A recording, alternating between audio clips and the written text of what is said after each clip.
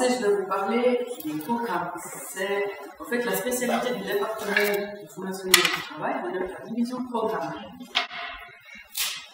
Il existe certains cas de figure où les programmes sont nécessaires en recherche. Par exemple, si les objectifs définis pour une recherche sont très complexes et s'ils englobent beaucoup de disciplines en même temps, à ce moment-là, un seul projet de recherche, un seul groupe de recherche ne sera plus capable, on n'aura plus la masse critique, la taille critique pour pouvoir accomplir ces objectifs. C'est la raison pour laquelle les programmes deviennent intéressants.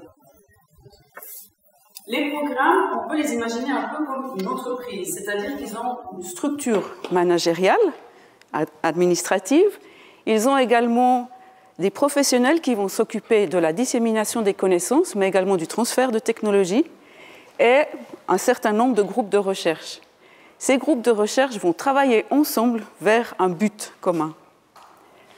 Une autre caractéristique des programmes, c'est que du fait de ce regroupement de chercheurs, il y a un effet de réseautage, de synergie, une mise en commun des connaissances et des moyens, qui fait qu'à la fin du programme, les résultats obtenus seront supérieurs à la somme des résultats des projets individuels. Ça, c'est encore une plus-value des programmes de recherche.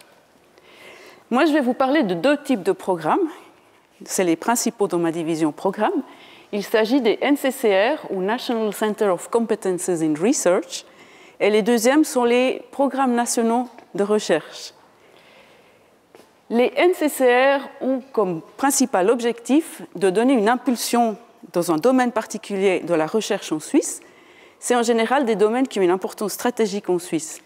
L'idée, c'est de faire de la Suisse un centre d'excellence dans ce domaine.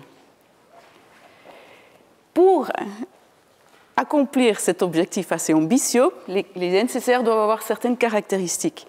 Par exemple, il faut qu'ils développent pendant leur durée un certain nombre de structures innovantes de recherche. Par structure, on entend par exemple la création de nouvelles filières de masters ou bien une nouvelle chaire. On peut aussi imaginer des nouveaux centres nationaux de recherche ou bien des nouvelles plateformes technologiques. Donc ça, c'est ce qui est compris sous structure. Ensuite, ces NCCR doivent proposer des outils ou des moyens qui permettent d'augmenter la collaboration au niveau national et au niveau international entre chercheurs. Ils doivent également proposer des outils et des moyens pour former la relève scientifique. Ça, c'est un point très important. On s'attend à ce que beaucoup de doctorants soient formés dans un NCCR. Et tout aussi important dans les programmes, autant pour les NCCR que pour les PNR, est la dissémination des connaissances acquises et le transfert de technologies. Donc, comme je l'ai dit auparavant, il y a une équipe de professionnels qui s'occupe de cette dimension. Les NCCR ont une durée de 12 ans, divisée en 3 périodes de 4 ans. Il faut savoir aussi qu'une institution peut proposer un NCCR. En général, c'est un groupe de chercheurs reconnus au niveau international qui se mettent ensemble pour proposer une structure de NCCR. Cette structure peut être hébergée dans une seule institution académique suisse ou dans plusieurs, répartie dans plusieurs. Une autre caractéristique, c'est que le budget d'un NCCR par année est de 10 millions de francs suisses, mais sur ces 10 millions, le Fonds national ne contribuera que 50%. 25% proviendra de l'institution ou des institutions dans lesquelles sont basés ces NCCR, et le dernier 25% provient de parties tierces. Dernier point, donc comme je le disais, le directorat d'un NCCR doit être composé de chercheurs connus, et il regroupe en général 20 à 30 groupes de recherche différents.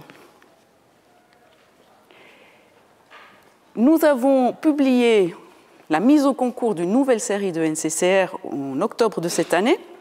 Les lettres d'intention doivent être soumises pour le 1er décembre, donc c'est peut-être un peu tard si vous n'étiez pas au courant. Mais je voulais vous dire aussi que les nouvelles séries de NCCR sont lancées environ tous les 5 ans. Je crois que j'ai presque fait le tour. Les NCCR qui sont actuellement en cours. La chose que je voulais montrer avec cette image, c'est que toutes les branches académiques sont représentées. Vous avez par exemple,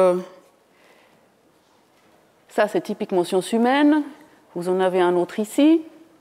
On the move, ça c'est géographie, géographie, sciences sociales. On a ici les mathématiques pures. On a beaucoup de biomédical, forcément. Il y a énormément de physique et de chimie. Combinaison. Vraiment, la thématique est ouverte. Donc, pour résumer, les NCCR, c'est recherche fondamentale, création de structures innovantes qui doivent perdurer au-delà de la durée du NCCR et créer de l'excellence dans la recherche en Suisse. Je passe au type de programme suivant, le deuxième type de programme, pardon, je suis là, les programmes nationaux de recherche. Ces programmes sont différents des NCCR en ce qu'ils sont censés apporter des bases de connaissances scientifiques pour apporter des solutions à des problèmes de société actuels. Donc, comme la thématique l'indique, c'est une thématique qui sera décidée top-down, c'est-à-dire que la Confédération, après consultation publique, va décider de lancer une série de PNR sur des thématiques qui sont d'actualité pour la Suisse.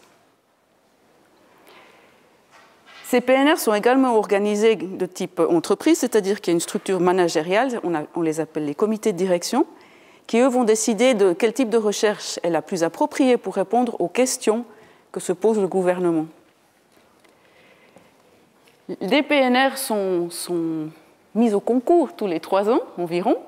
Leur durée est de 5 ans pour la période de la partie recherche.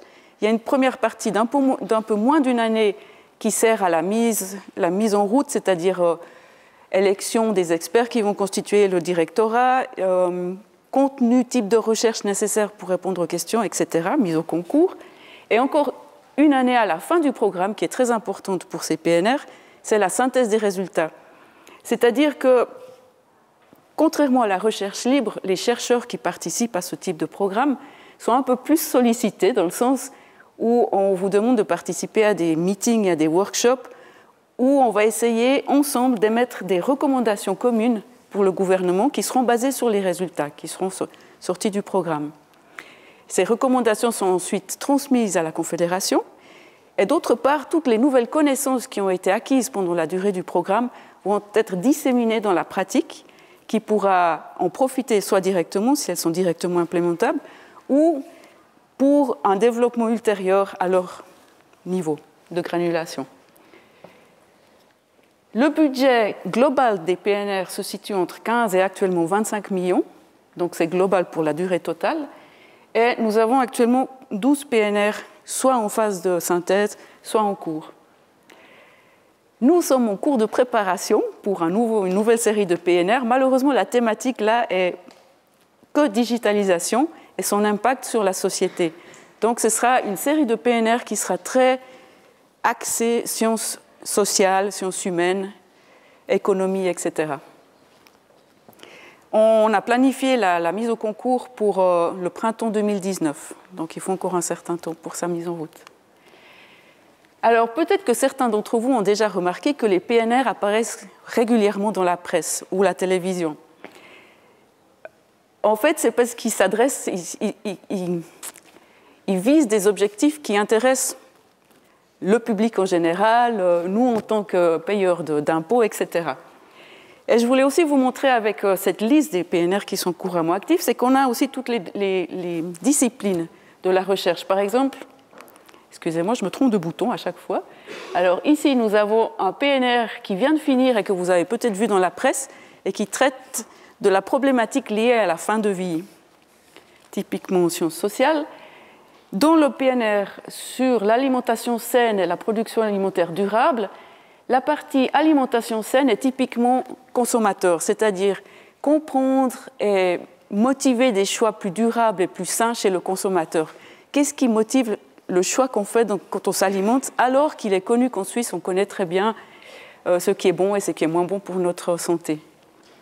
Par contre, il y a aussi énormément de programmes. Par exemple, les derniers programmes là, qui datent de 2010, comme vous pouvez le voir, avaient une thématique qui était très axée sur la durabilité et l'utilisation des ressources naturelles. Ensuite, nous avons eu Fukushima et nous avons hérité de 2 PNR sur les énergies renouvelables. Et ça, c'est la toute dernière série avec Big Data. Et comme je viens de vous le dire, nous aurons une série de PNR qui sera vraiment concentrés sur la digitalisation.